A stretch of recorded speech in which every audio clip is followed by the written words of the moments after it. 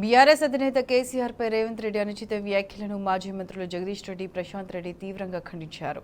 రేవంత్ రెడ్డి తీరును ఎండగట్టారు. ప్రజలకు ఇచ్చిన హామీలు ఎలా నెరవేర్చాలో తెలియక ఫ్రస్ట్రేషన్లో ఏది పడితే అది మాట్లాడుతున్నాడని మండిపడ్డారు. ఇలాగే తప్పుడు మాటలు మాట్లాడితే ప్రజల చేతిలో తగిన శాస్తి తప్పదని జగదీష్ రెడ్డి, ప్రశాంత్ రెడ్డి హెచ్చరించారు. చంద్రబాబు నాయుడు శిష్యుడు. చంద్రబాబు నాయుడు అంటేనే దాని మారు పేరు 420. ఆయన శిష్యుడు ఈయన ఇంకా కాంగ్రెస్లో పోయి ఇంకా గాడి వెళ్ళిండు. 420 హామీలు ఇచ్చిండ్రు. పాపం ప్రజలు కొంతమంది అమాయకంగా నమ్మేది ఏమని, కేసీఆర్ ఇచ్చేది వస్తాయి కదా, ఆడిపోవది నికరమైనవి కదా, అటు చూస్తే ఏమన్నా ఇంకో కొత్త వస్తుందేమో అని ఆలోచన చేసేది.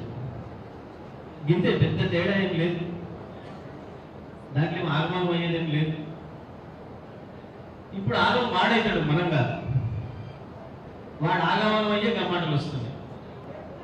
చేతగాని గంటలు నీరు ఎందుకు పోతుందిరా నాగార్జున సాగర్ వాళ్ళ చేతికి? ఎవరి గంటతనం వల్ల పోయింది? నాగార్జున సాగర్ 10 ఏళ్ళు మన చేతిలో వచ్చాడు కేసీఆర్. ఈ ముఖ్యమంత్రి ఎవరు ఊహించినటువంటి పనులు చేసినటువంటి మన కేసీఆర్ని ఇష్టం వచ్చినట్టు మాట్లాడుతూ ఉన్నాడు.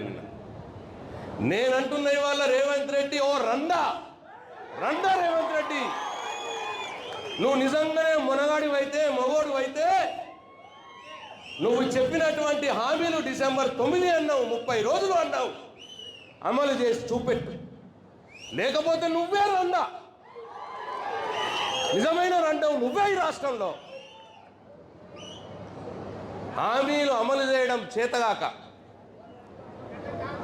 ఏం చేయాలనో అర్థం కాక ఫ్రస్ట్రేషన్లో మాట్లాడినటువంటి మాటలు అవన్నీ వాళ్ళ రేవంత్ రెడ్డి నోట్లకెళ్ళి వస్తూ ఉన్నాయి, మంత్రుల నోట్లకెళ్ళి వస్తూ ఉన్నాయి. చెప్పుతోడు కొడతాం.